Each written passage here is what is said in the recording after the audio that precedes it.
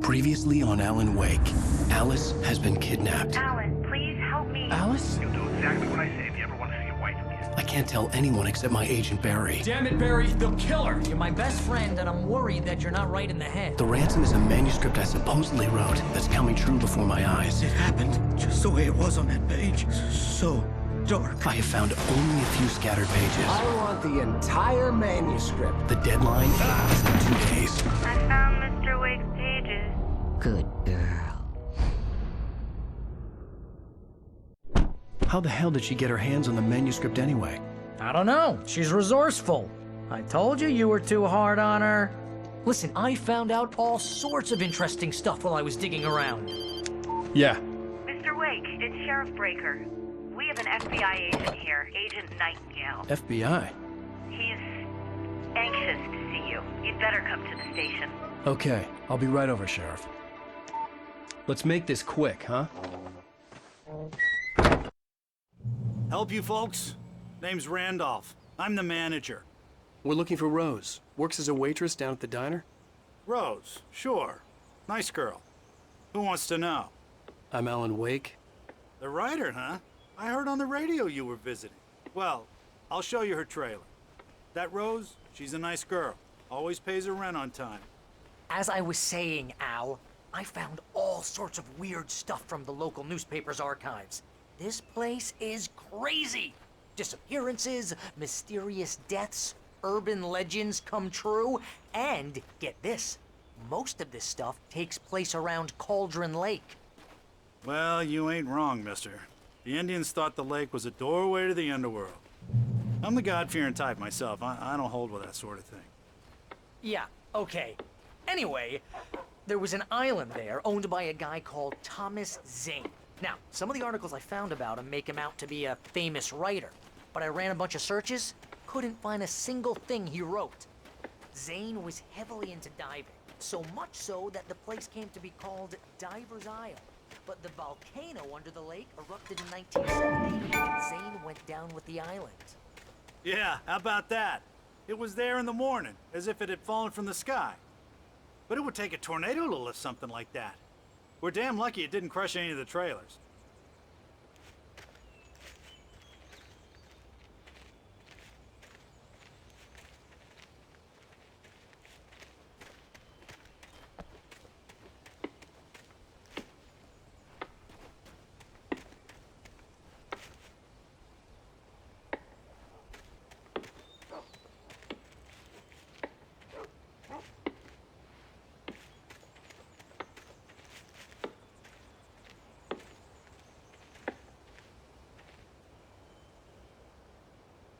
It gets better. A local girl, Barbara Jagger, drowned in Cauldron Lake just a week earlier. They were lovers. Sure, Jagger's a local spook story. The Scratching Hag comes for you in the dark. Childish stuff like that. Anyway, Al, I'm just getting to the best part.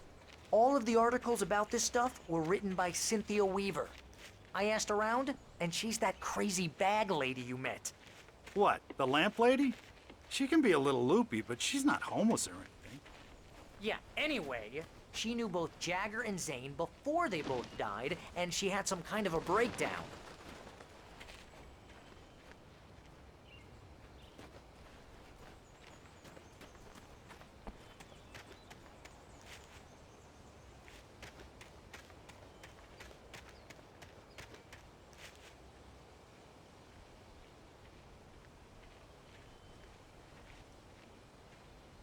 Well, mister, this here's Rose's trailer. You mind me asking what you want with her? We're just here to talk to her, pal.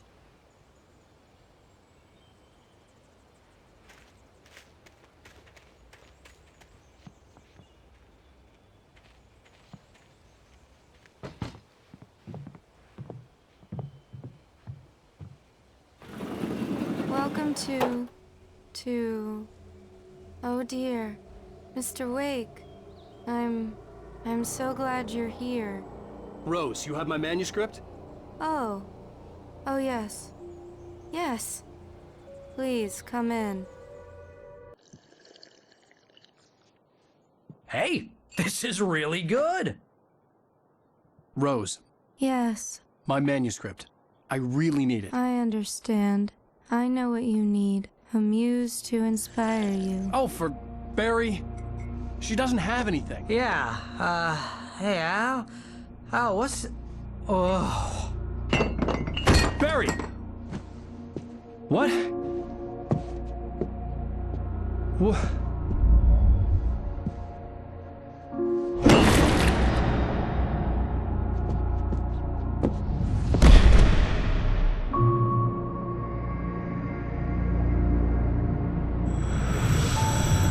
It's coming for you, hiding in my barber's skin. I'm too weak to stop it. You must turn the lights on.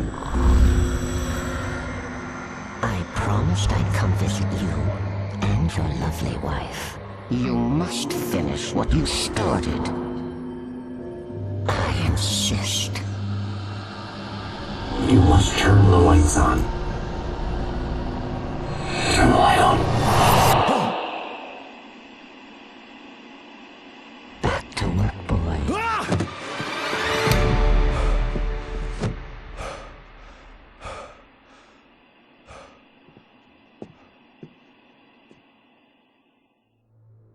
I felt nauseous, hungover. Only anger kept me going.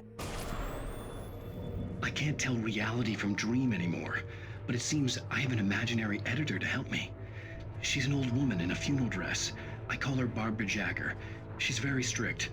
I'm writing faster and faster. My manuscript is being heavily revised. The edits are getting very aggressive, and each day there's less of me and more of her. I hate it, but I know she's right. She promises me I can save Alice this way. She knows more of this than I do. About the complex incantation I'm attempting. About this place. She's worked with another writer under similar circumstances, Thomas Zane. The genre of the story seems to be shifting. It's turning into a horror story. I'm getting close. I can feel it. Rose took a day from me. I had less than 12 hours left to meet the kidnapper. All I could do was get Barry into the car, work something out once I got on the road. Barry was out of it. He was way too heavy to carry. You're right. I deserve more money. I'm so handsome.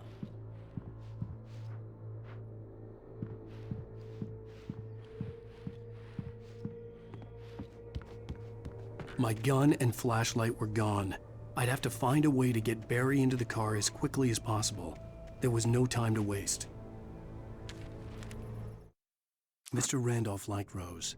That little smile she had. How she was still sweet when life had tried so hard to make her bitter. It wasn't any of his business what she did in her trailer. But those strangers, the writer and his smart-ass sidekick, looked like trouble. And they'd been in there for hours, way past her normal bedtime. He reached for the phone and called the sheriff's station.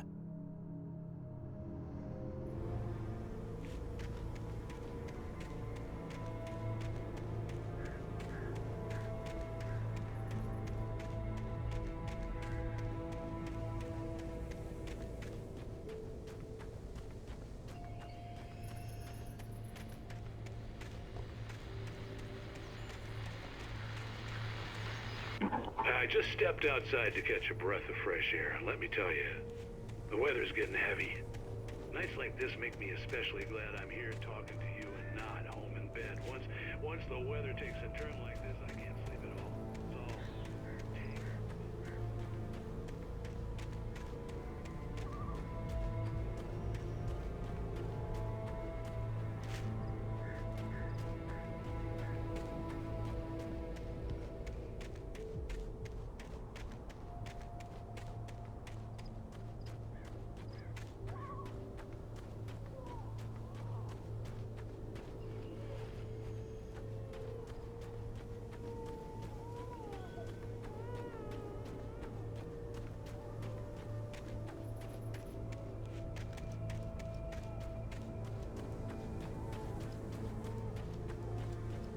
Oh, you're gonna get it now.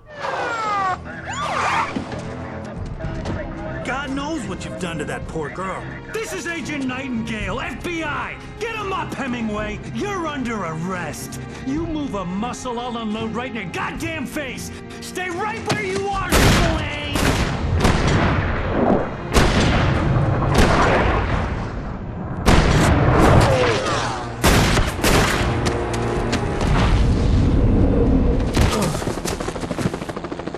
What are? I'm standing right here, you goddamn maniac!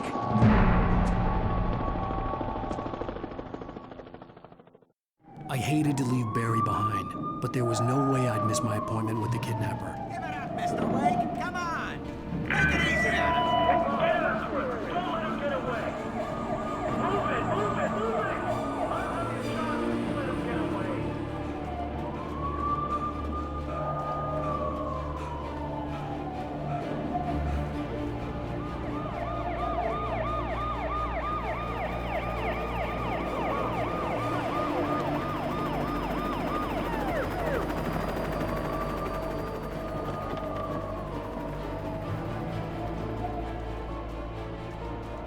Stop running! There he goes! Okay, men, keep your eyes peeled. He's gonna try to make it through here. Oh, damn.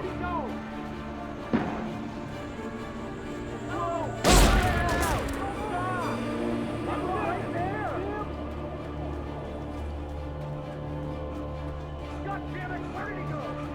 Wait, keep an eye out.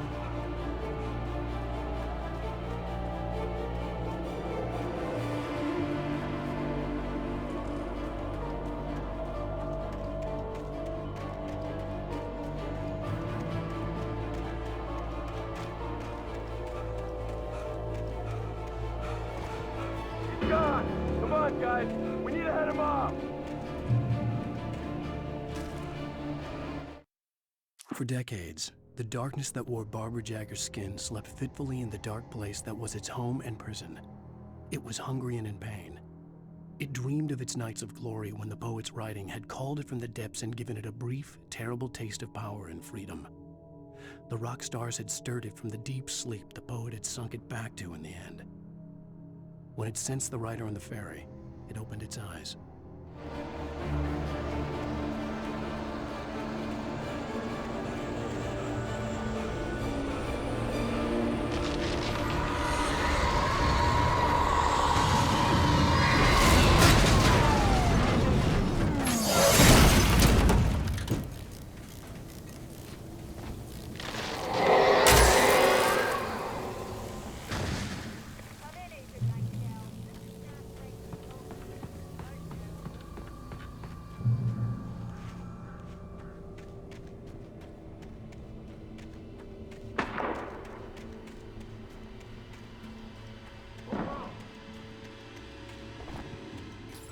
Search the area!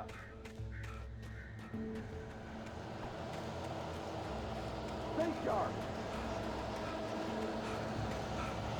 This way!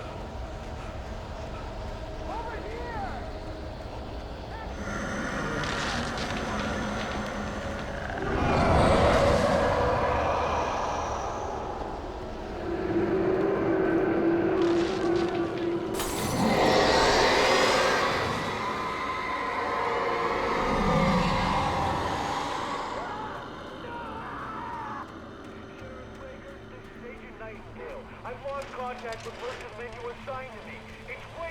This horror was everywhere I went, circling me. The cops didn't stand a chance. They were after a writer, not a monster.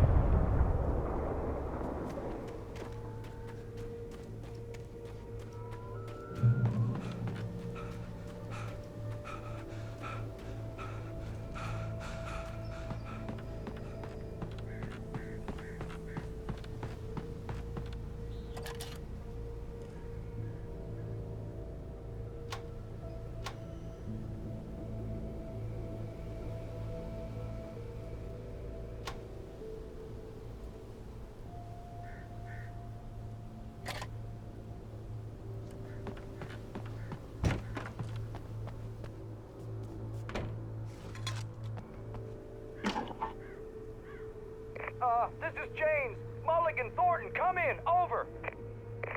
Thornton here. James, we got both Wheeler and Rose in custody. They didn't put up a fight or anything. Why, they were... Hey, what are you... Come on! Sit down and give me that. James, Mulligan here. Over. Go ahead, Mulligan. Over. We got Wheeler and Rose here. Wheeler's drunk or hopped up on something.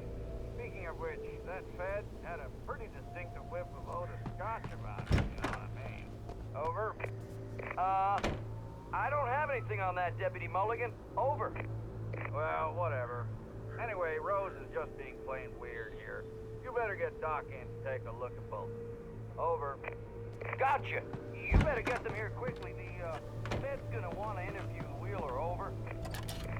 Oh, yeah, I bet he does. Looks like I could see the lights of the radio station in the distance.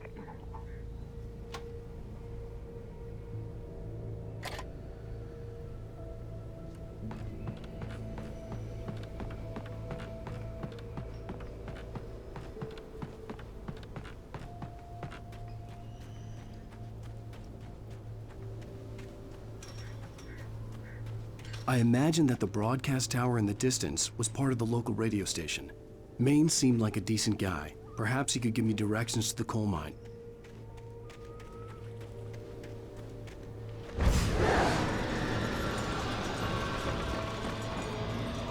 Unnatural shadows clung to the gate. The darkness that was after me was trying to stop me. I wouldn't get through without a light.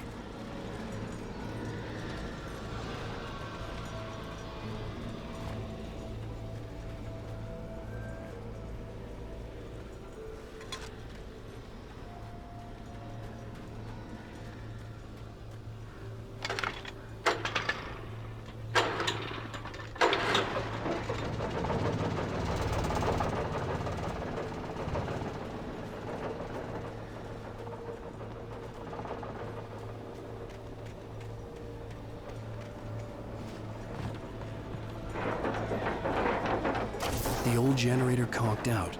I'd have to see if I could fix it and try again.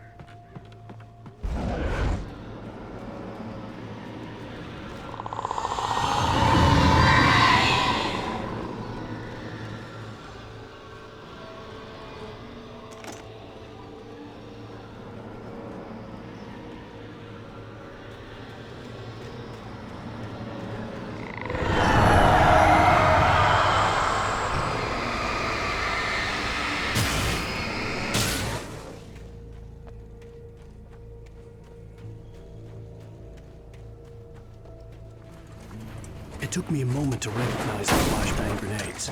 They were an ideal weapon for my situation. Team 1, come in. Over.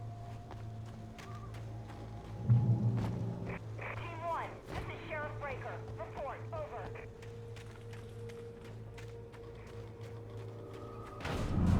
You have the right to remain silent.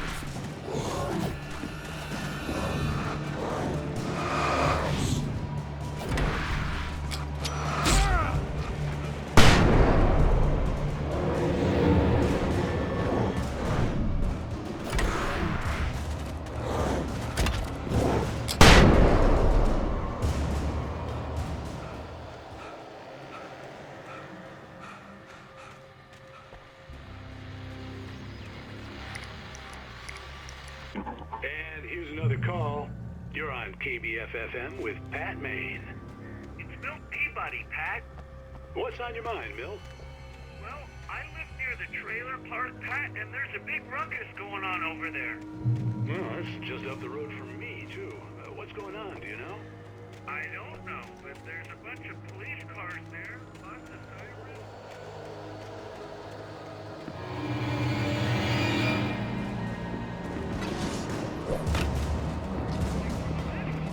Can you find out what's going on? There's a fish next door and they're popping off guns there. They're still shooting? No, it was maybe 10-15 minutes ago.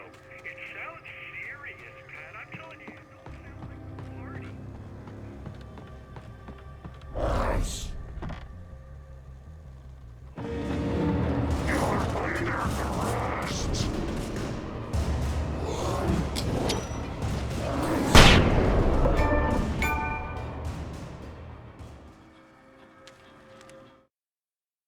Touched by the dark presence, Rose was lost in a dreamland where everything was drawn in black and gray crayons. The old lady had promised her that all her wishes would come true. She would be Alan Wake's muse. She was smiling so hard it hurt her face. She crushed a bottle full of sleeping pills into the coffee. Deep down inside, she was screaming in terror.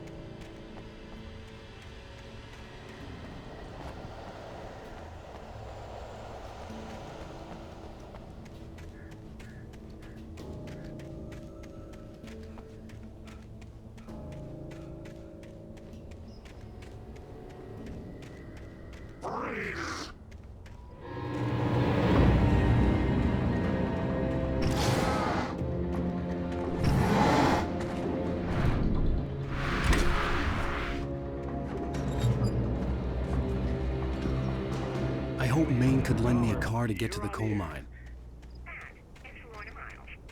Oh, why, hello, Lorna. What do you have for us?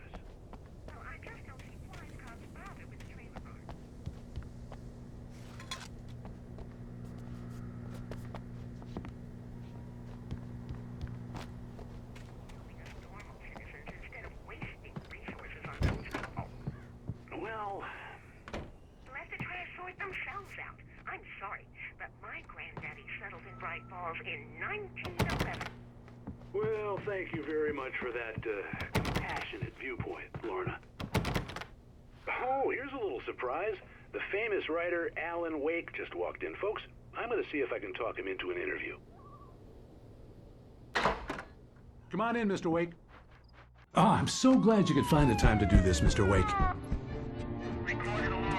Nowhere to run now, Dan Brown. You back away from me. Don't hurt.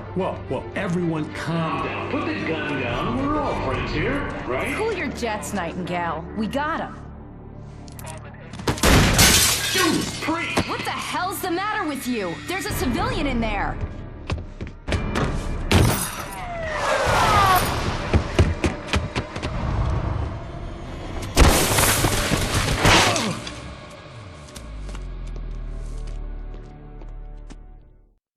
I'll get you yet, even if it kills me. You hear me? You hear me, H.P. Lovecraft? I had fallen off so many cliffs it was ridiculous. That's what you get for naming a book The Sudden Stop. It was probably good I hadn't had the chance to tell Maine where I was going.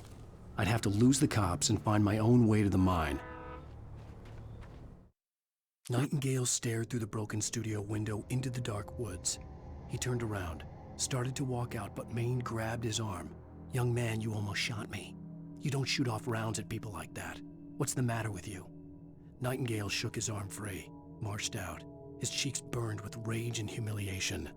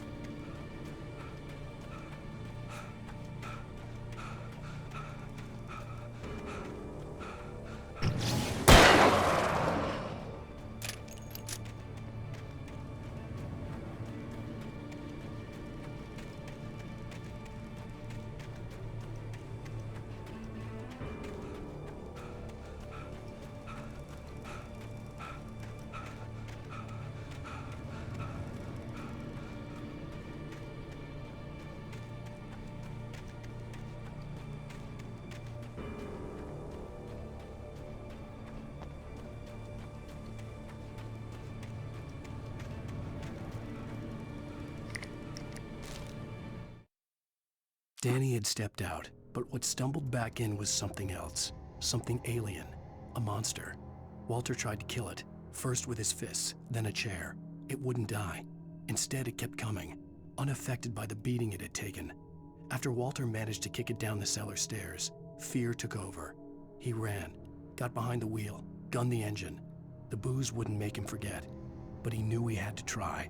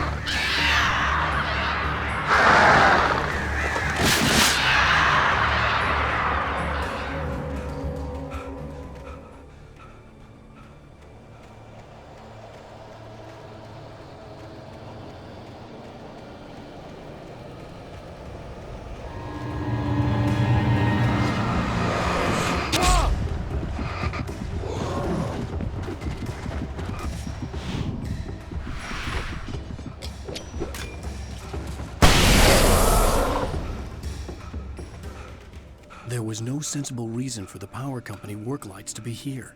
It was almost as if they'd been left for someone like me to use.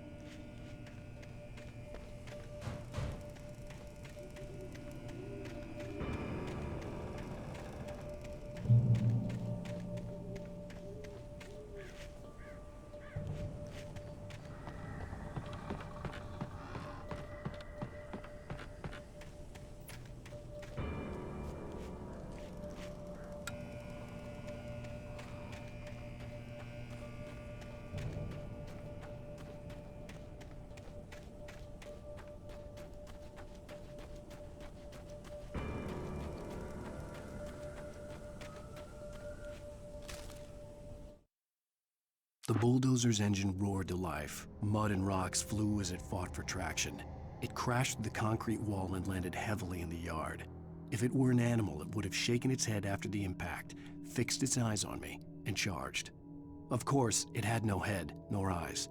Shadows crawled on its form, twisting it into a monster. Then, it came for me.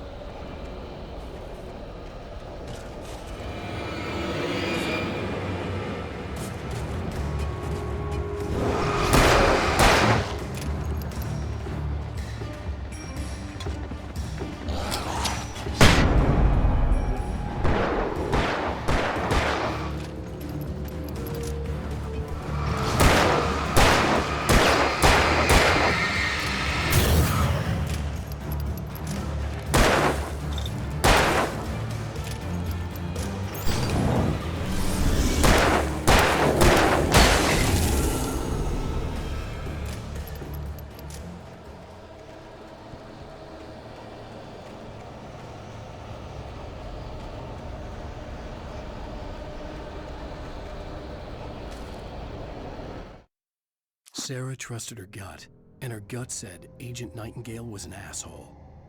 He felt wrong, and it wasn't just the smell of stale booze.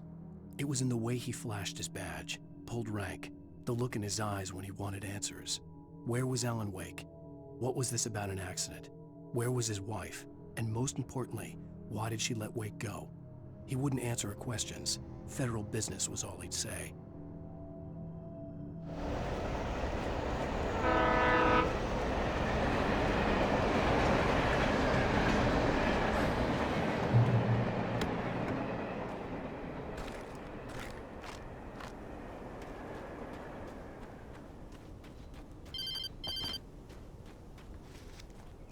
Hello?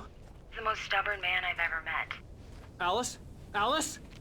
Alan, I'm so afraid. He keeps me in the dark. Please help me. I look at you, Alan, and it's not you. Something else.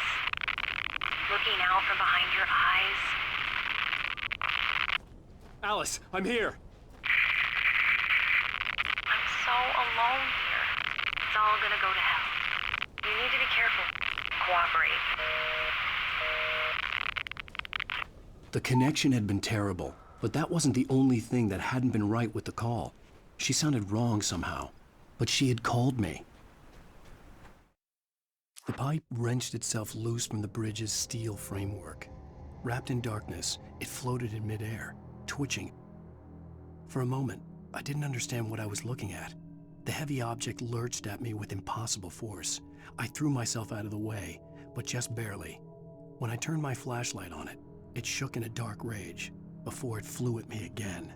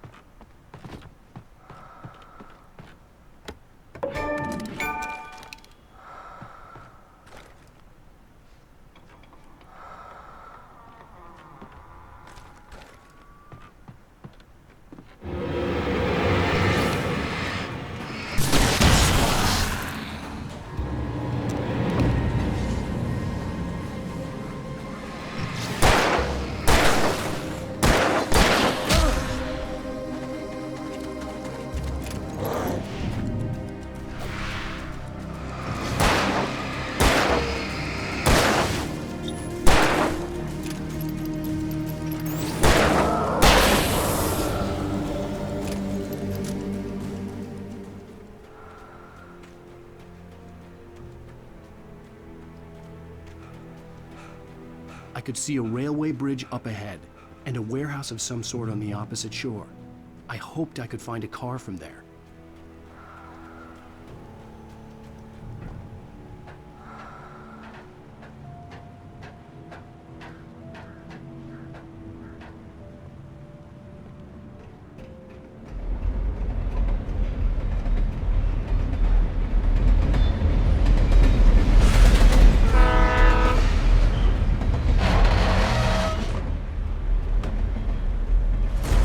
That was pursuing me was growing stronger, and it was taking over everything in its path.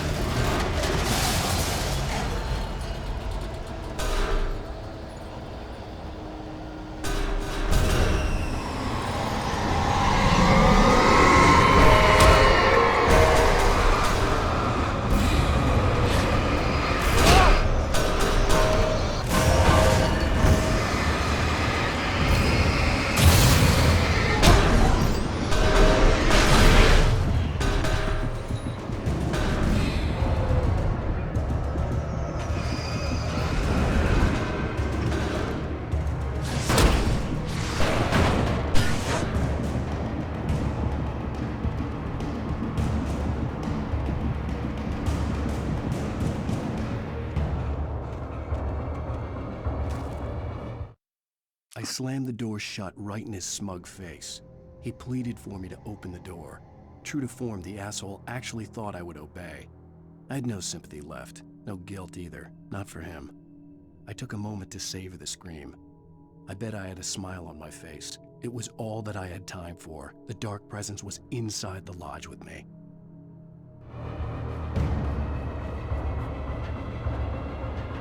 As a teenager, just starting to get interested in writing, Stephen King had been a source of inspiration to me.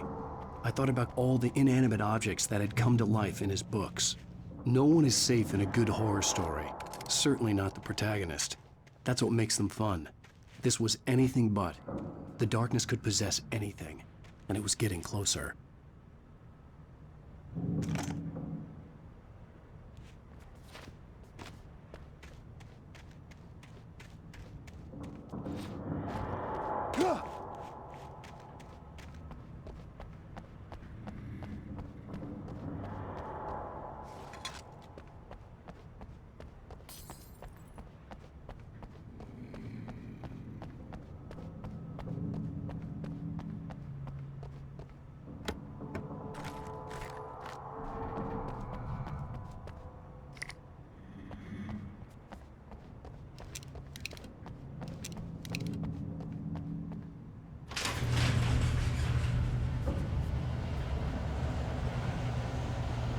Did you call 911?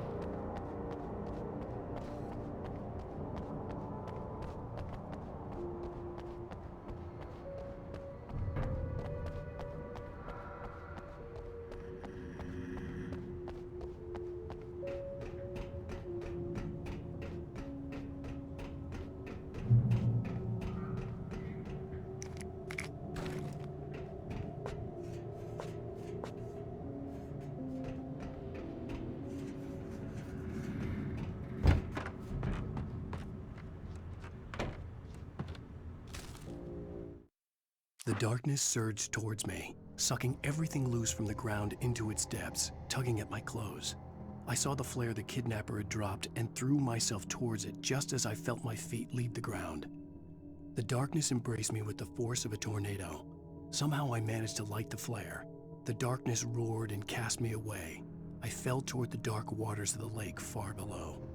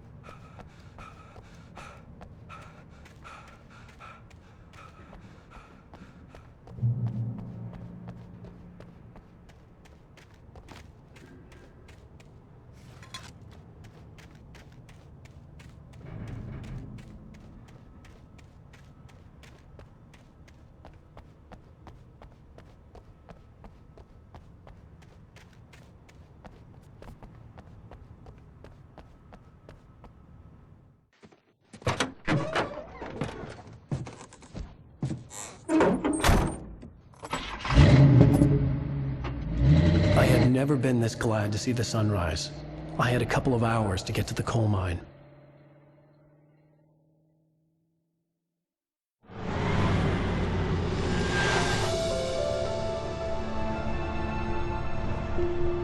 The coal mine wasn't far now.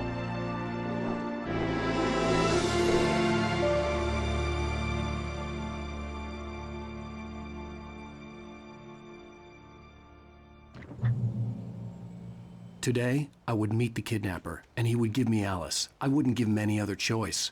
A drowning man will clutch at a straw.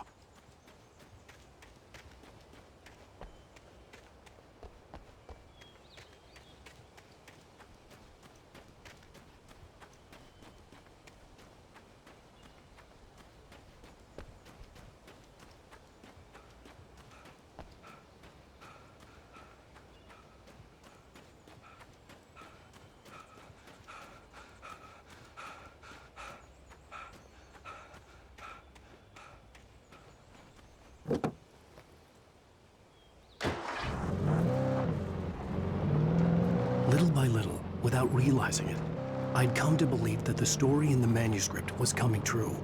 The current of its narrative had taken me deeper and deeper into dark waters. Alice had been taken from me. Barry was probably in jail. I was a fugitive from the FBI. The whole world taken over by the dark presence was trying to destroy me. It all felt real, but it matched a textbook case of insanity.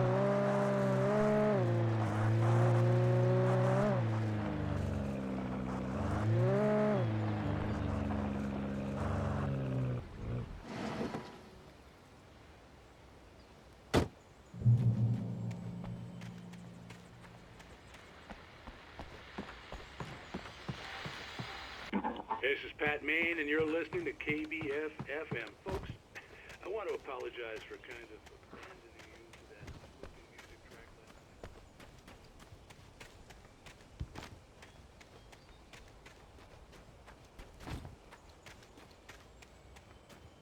Yeah, it's not necessarily in that order either. Now, folks, I know I'm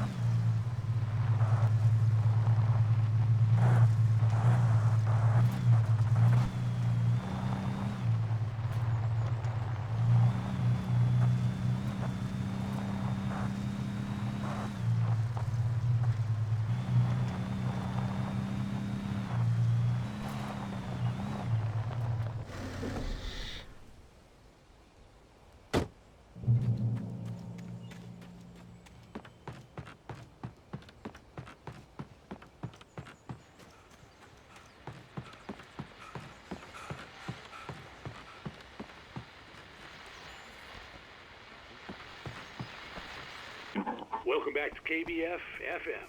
Hope you enjoyed that tune.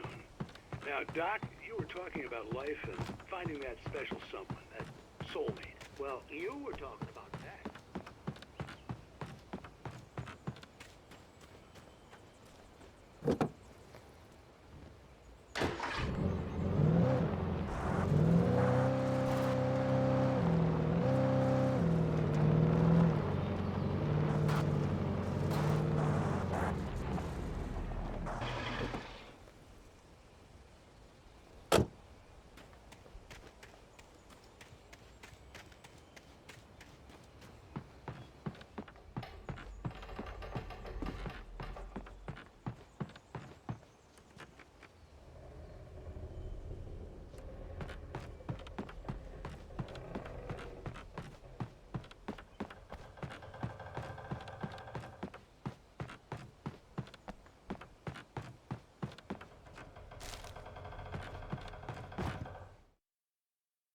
For Mott, spying on the writer on the ferry had been a disappointment.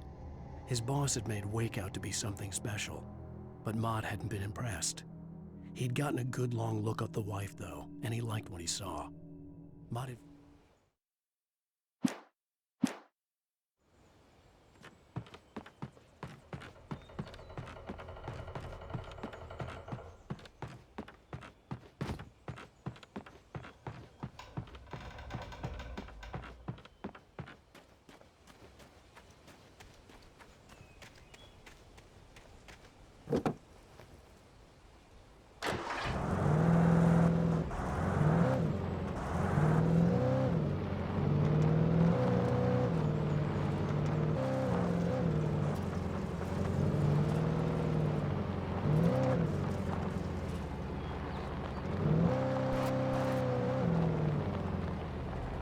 I was early.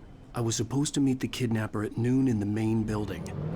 The coal mine was quiet. It was a museum now.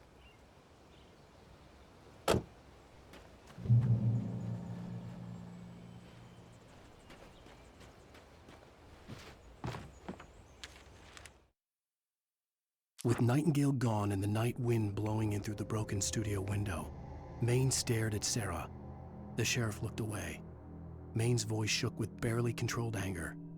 That boy's doing more drinking than thinking. I hope you know what you're doing, Sarah. He's got a sickness in his eyes. You take my word for it. He wants Wake for a reason, and it's not for anything good.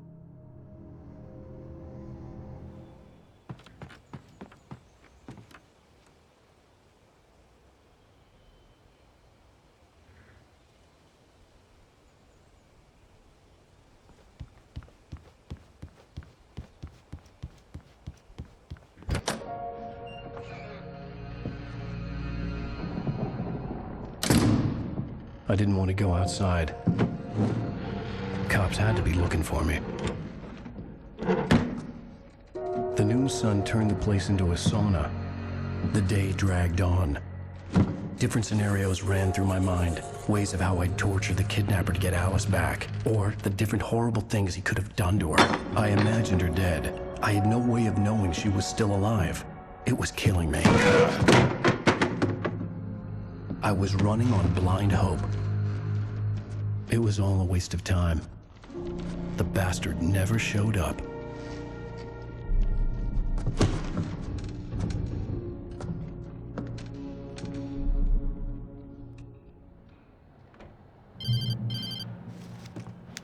Wake! Where the hell are you? Change of plans. You know where Mirror Peak is? It's a big mountain north of where you are. You follow the path from the mine, you can't miss it. There's a lookout point there. I'll be waiting. I'm through being jerked around by you. You want to see your wife alive? Because if you do, you better watch what you say to me. Do we understand each other? I want to talk to Alice. Yeah, and I want the manuscript. Don't keep me waiting, Wake. Hello? Hello! Ah! I'm gonna kill him! I had to get to Mirror Peak.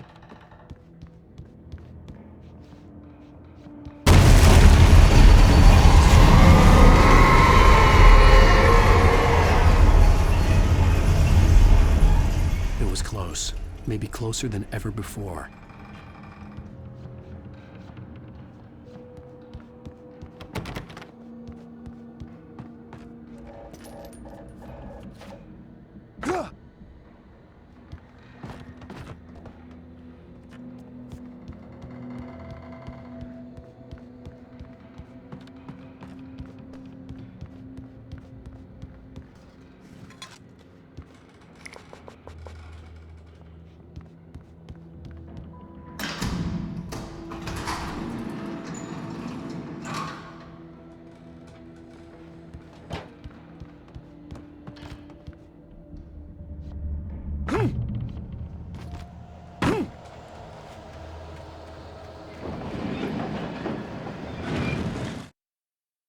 When Thomas Zane fell for Barbara Jagger, it happened fast. She was young, vibrant, and beautiful, full of life. He had never been a very happy man, and without any seeming effort, she had changed all that. Zane felt good for the first time in his life. Everything she did was another piece of a jigsaw puzzle he hadn't even known he'd been missing. And best of all, She made the words flow, strong and sharp. She was his muse.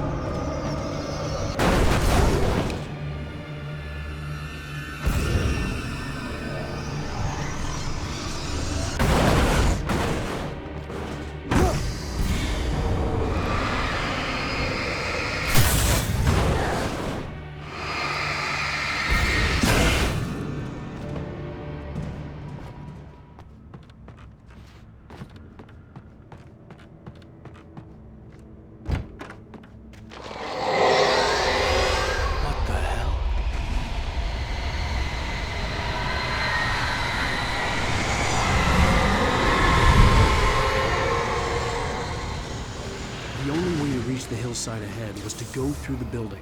I had to find a way to avoid electrocution.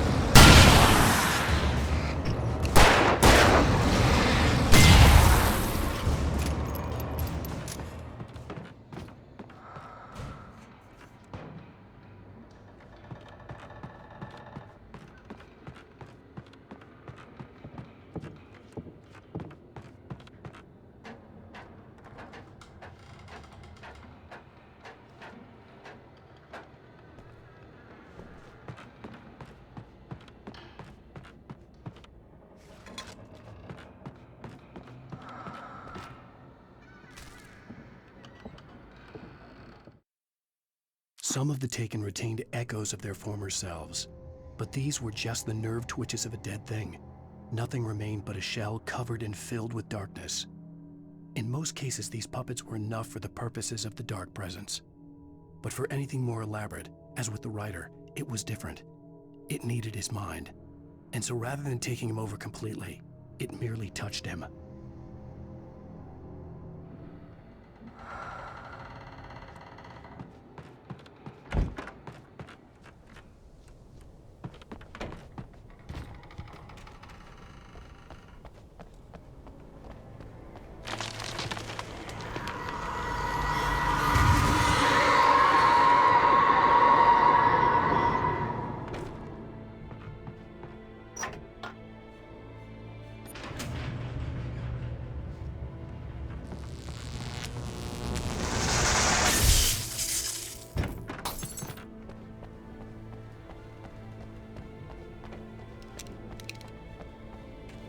There was no way the flashbang grenades were standard power company equipment.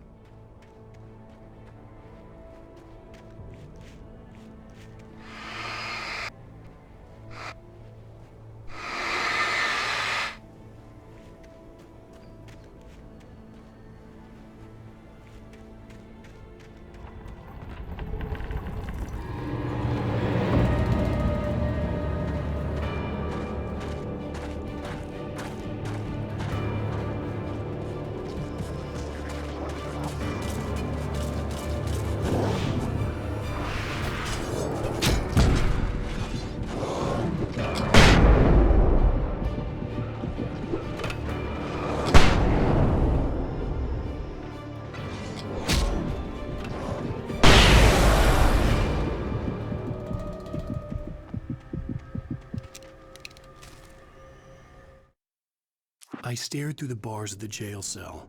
Barry stood behind me, swaying on his feet, looking as ill as I felt. Agent Nightingale stood on the other side of the bars with Sheriff Breaker. Nightingale had a stack of manuscript pages in his hand. He seemed unhinged as he gloated. "Well, I've got you now, Raymond Chandler. It's all here. All the evidence, including conspiracy to murder a federal agent."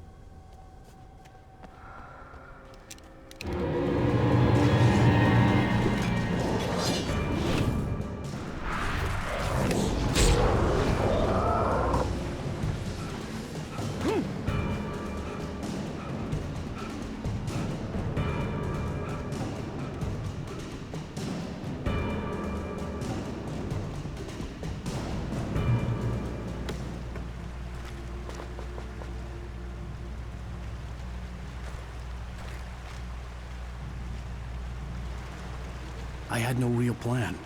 I was going to give the kidnapper all the manuscript pages I had for Alice. If that wasn't enough, I'd hold him at gunpoint and make him talk.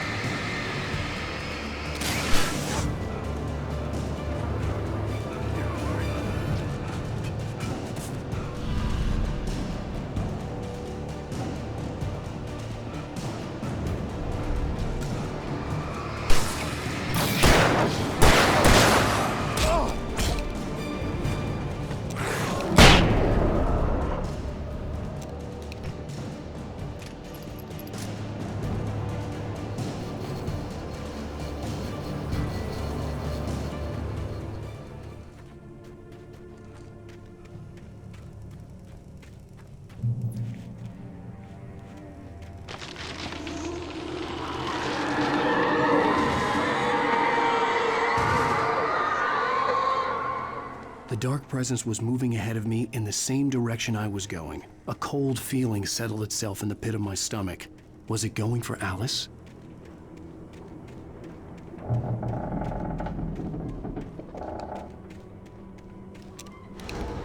The graveyard shift may cause cancer.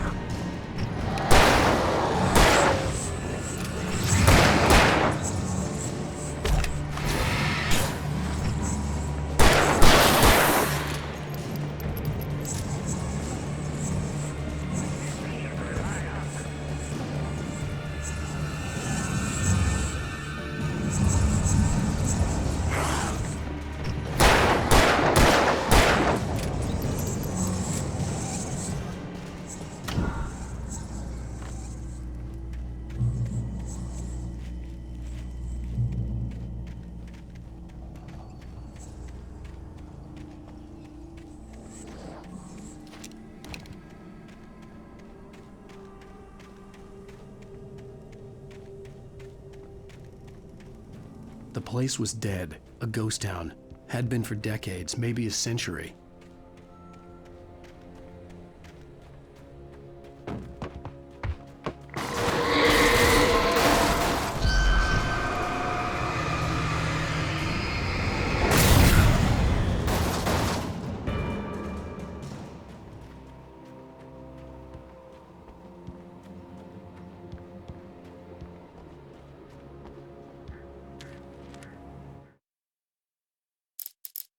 Things were never as simple in real life as in fiction. I had lost count of the times I had wished there'd be a clear reason for my writer's block. Something to fight, something to lash out on. There wasn't. I was filled with doubt. I was nothing like the hero in my books. Alex Casey had gone through his life with single-minded determination, never wavering from his goal. Even now, I was angry at myself, angry at Alice, angry at Barry. I was fumbling and I had no plan.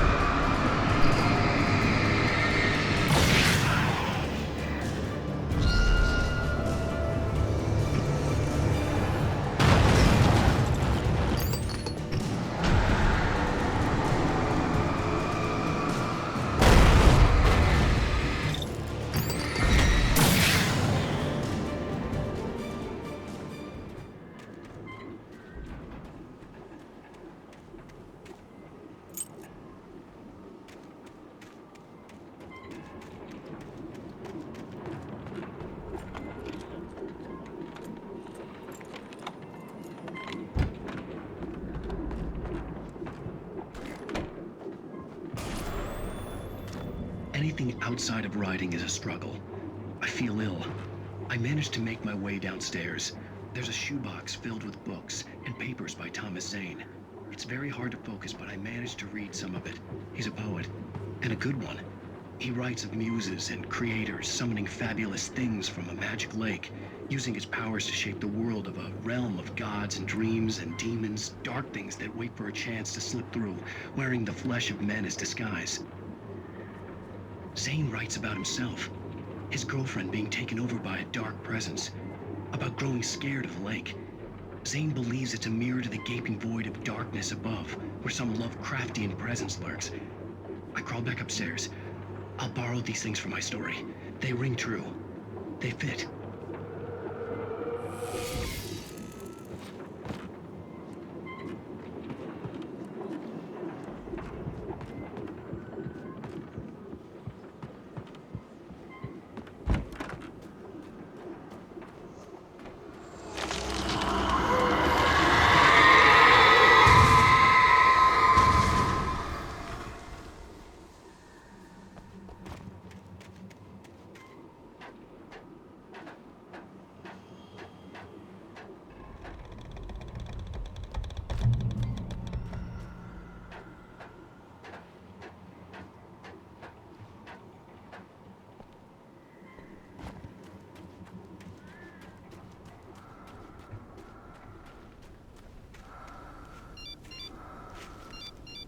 The kidnapper had sent me a text. The message was full of spelling errors and insults. It was telling me to hurry up.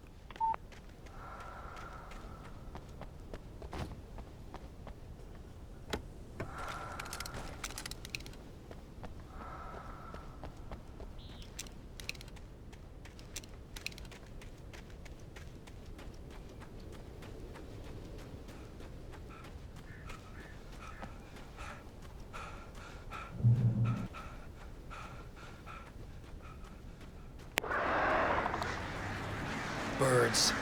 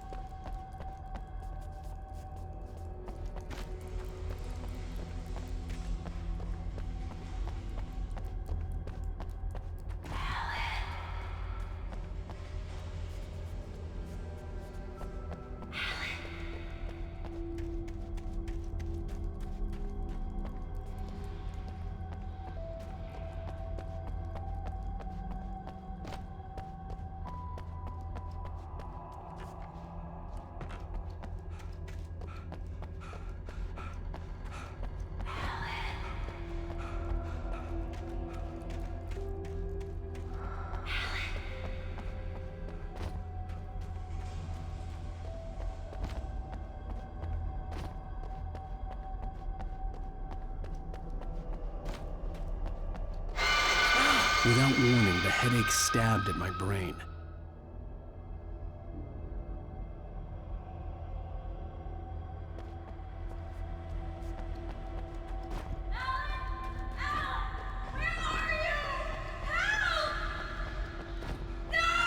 Alice?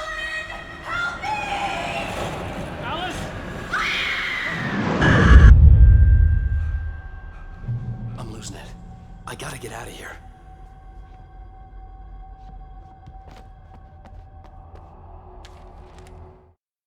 The hunters were big, thick-set men, confident and at home in the woods.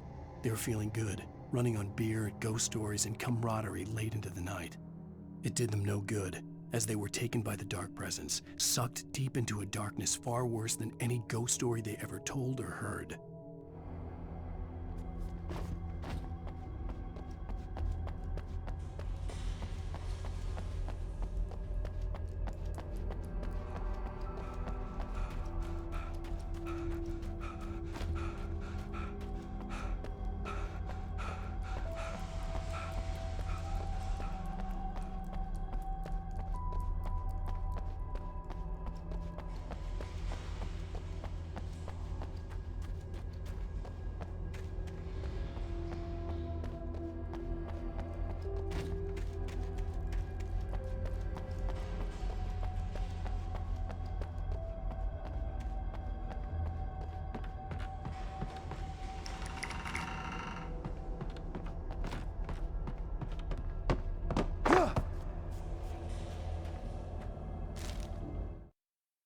even behind the closed doors and curtains of his grimy room at the Majestic, the local motel.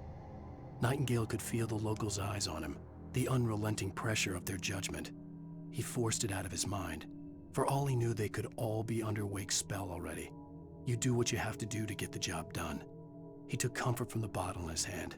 Please, he thought, just let me get through this.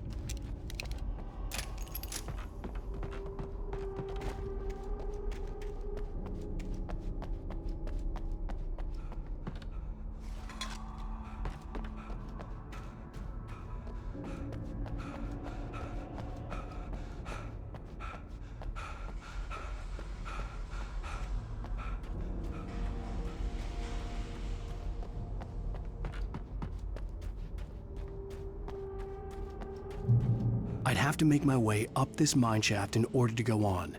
Maybe the machinery could help me with that.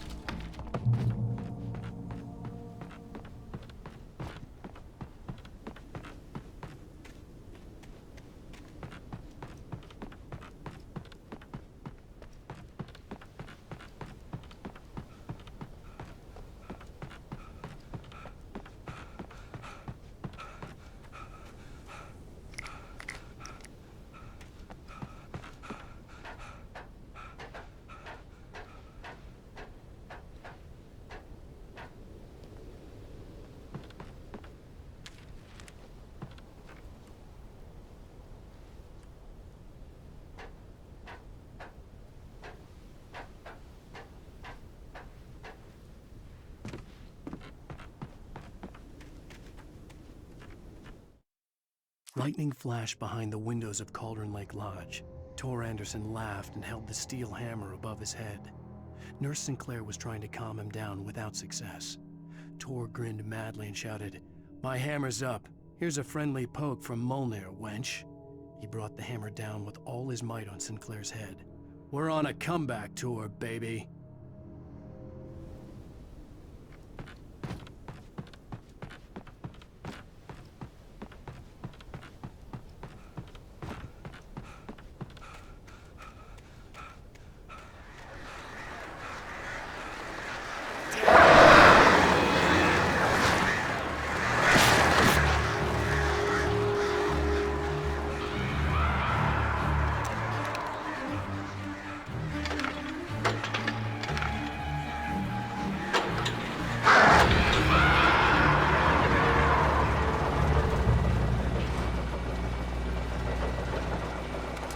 Oh, great. Another cable car. Just great.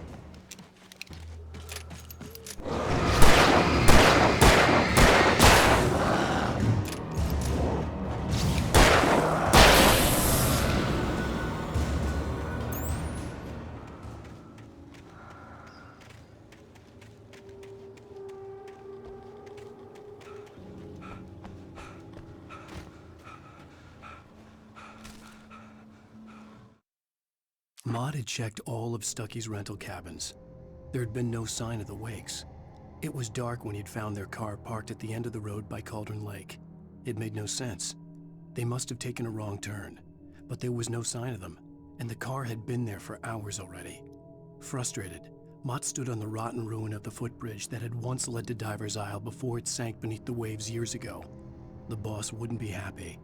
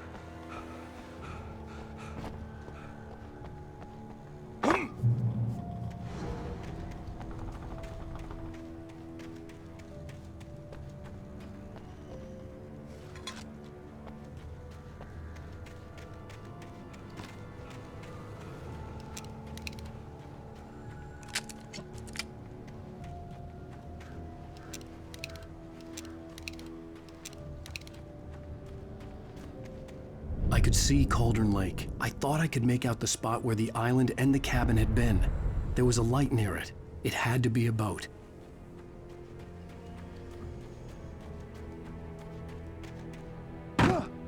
I was close now. I had to get there fast. I dreaded what I would find. I tried to hold on to Alice, but her form melted away. I was losing control. Dr. Hartman stood in her place. I wanted to hit him, but my arms were jelly. He smiled. It was a reassuring smile, and I hated him for it. I had to give you a sedative. Don't fight it. You went through another rough period. Right now, it's very important that you stay calm. We don't want you to have another episode. You're a patient at my clinic. Have been for a while now.